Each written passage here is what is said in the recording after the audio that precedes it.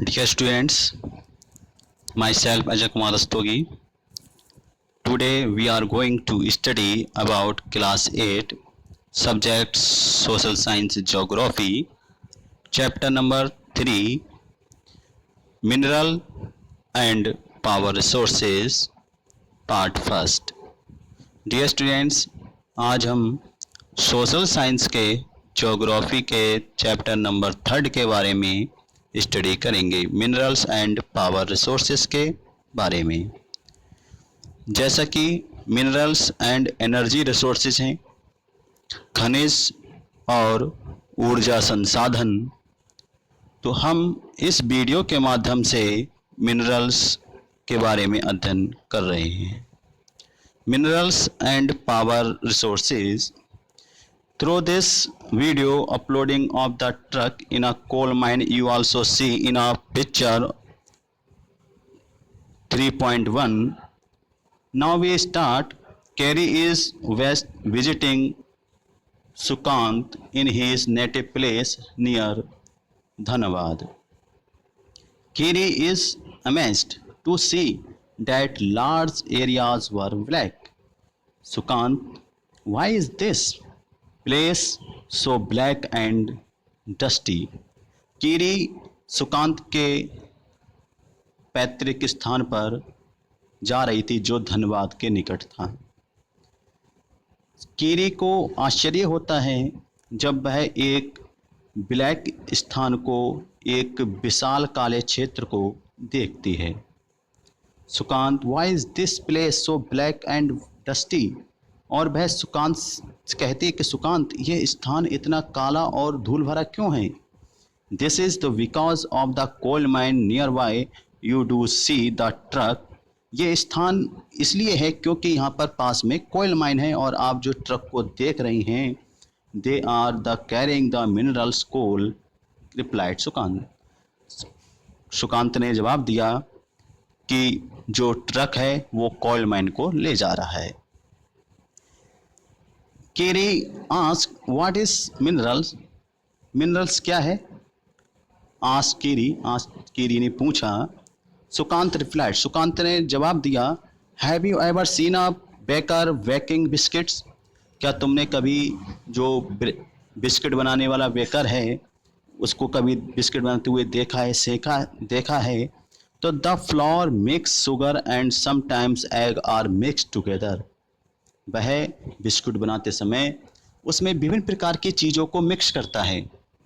उसमें फ्लोर, आटा, मिल्क, दूध, शुगर, चीनी and sometimes egg are mixed, और कुछ समय जो है वो एग्स को भी ऐड करता है एक बिस्किट्स बनाने के लिए।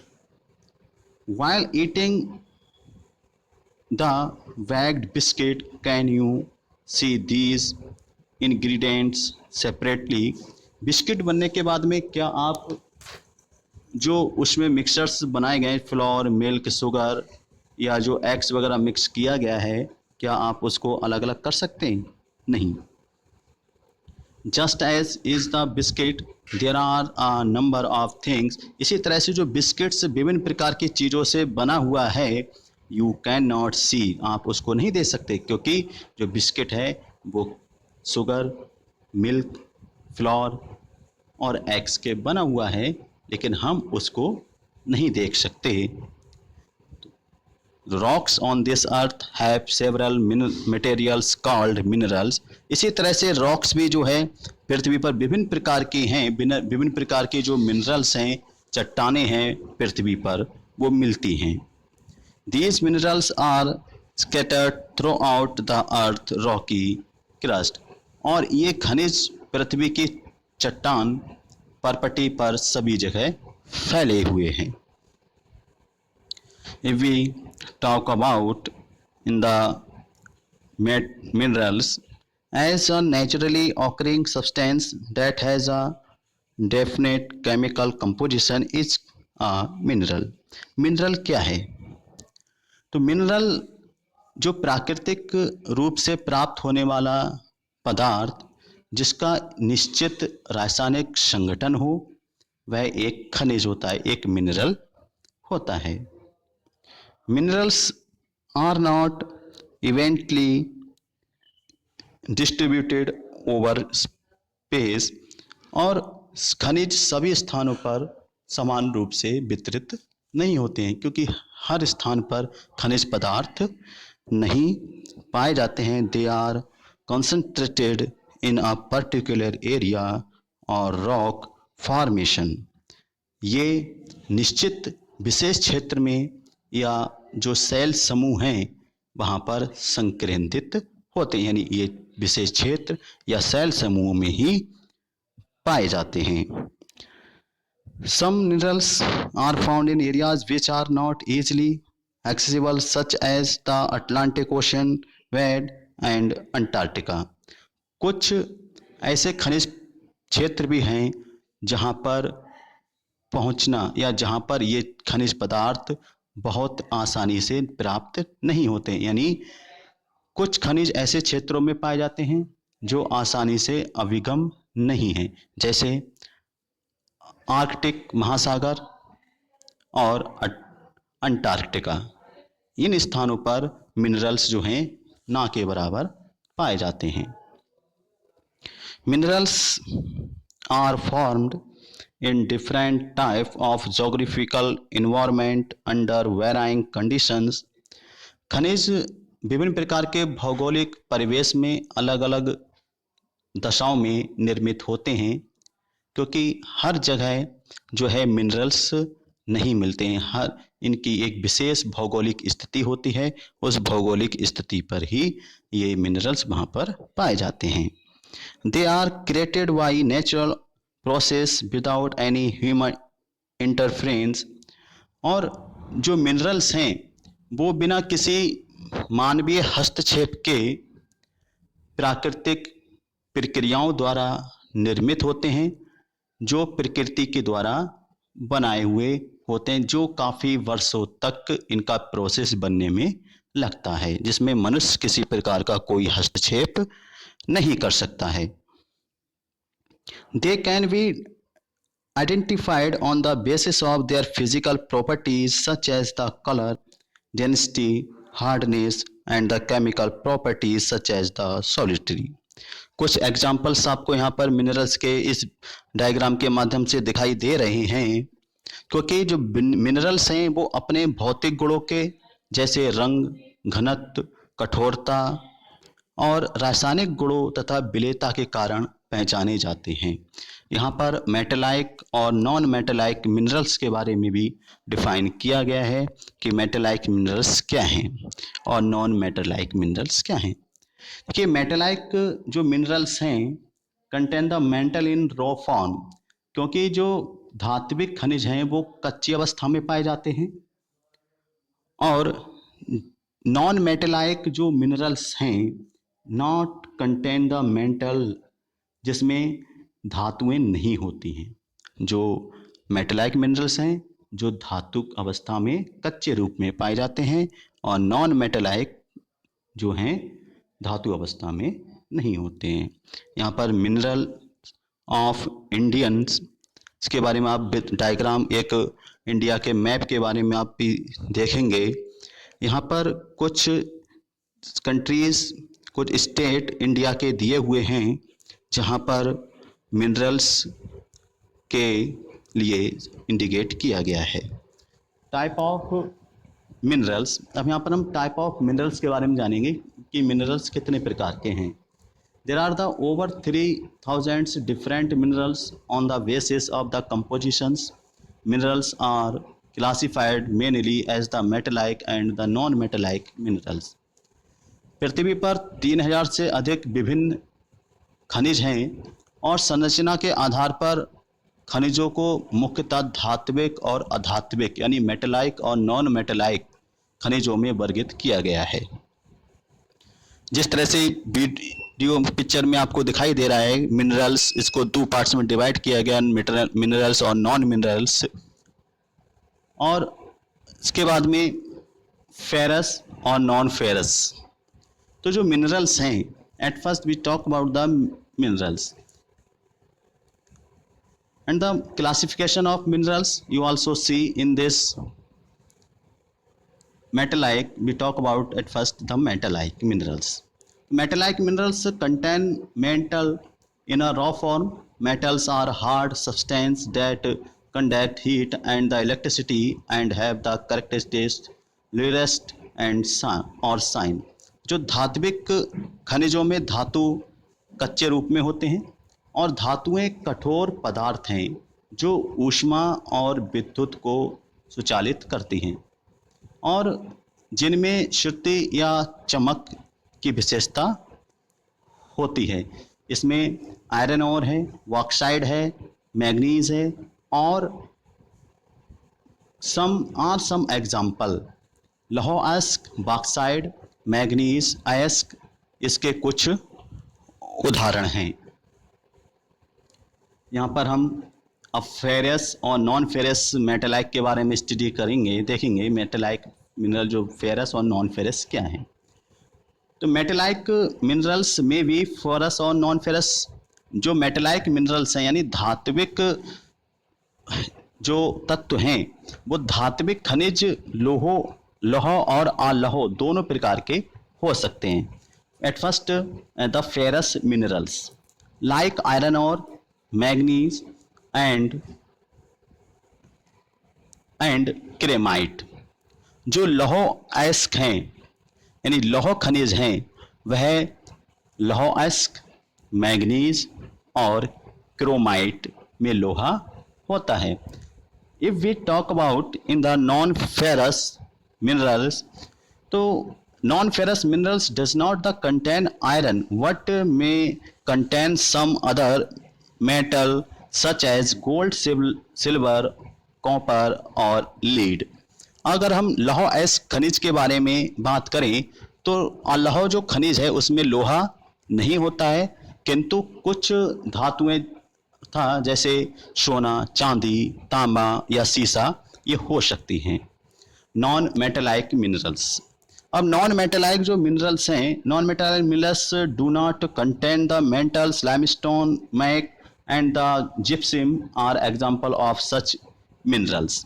जो अधात्विक खनिजों में धातुएं नहीं होती हैं जैसे चूना पत्थर है, अभ्रक है, जिप्सम है, इन खनिजों के ये उदाहरण हैं जो नॉन मेटालाइक हैं। The mineral fuels like coal and the petroleum are also non metallic minerals. यहाँ पर खनिज ईंधन जैसे कोयला और जो पेट्रोलियम है वो अधात्विक खनिज के उदाहरण हैं। Extractions, the minerals can be extracted by the mining, drilling और क्वायरिंग। यहाँ पर खनिजों को खनन, प्रवेधन या आखनन द्वारा निष्कर्षित किया जा सकता है। जैसे यहाँ पर जो एक्सट्रैक्शन ऑफ द मिनरल्स है, एक्सट्रैक्शन ऑफ मिनरल्स दिया गया है माइनिंग, ड्रिलिंग और एक्वायरिंग। माइनिंग को 2 पार्ट्स में डिवाइड किया गया है, ओपन कास्ट माइनिंग और shaft mining. Now we talk about the extractions minerals as the process of the taking out minerals from rocks buried under the earth's surface is called mining. At first हम mining के बारे में जानेंगे कि mining क्या है।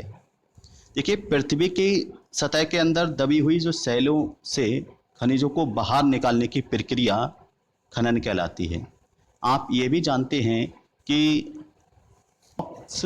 is an aggregate of one or more minerals but defined without the compositions of constituent of minerals।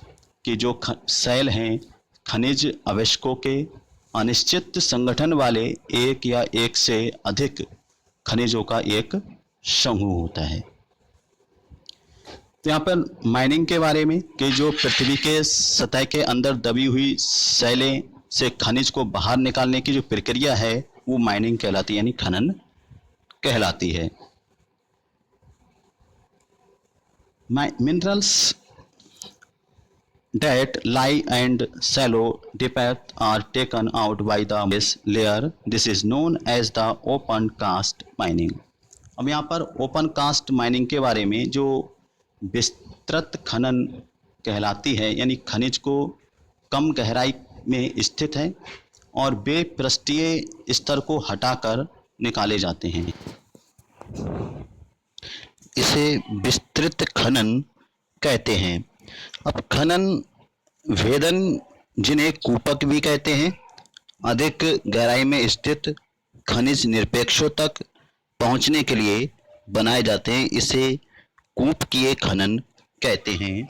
Petroleum and the natural gas are occur for below the earth surface. Deep valves are bored in the to take them out. This is called drilling. Petroleum और प्राकृतिक gas धरातल के बहुत नीचे पाए जाते हैं। इन्हें बाहर निकालने के लिए गहन कूपों की खुदाई की जाती है। इसे पिरवेधन कहते हैं, यानी ड्रिलिंग कहा जाता है। Minerals are like near the surface are simply dug out by the process known as quarrying.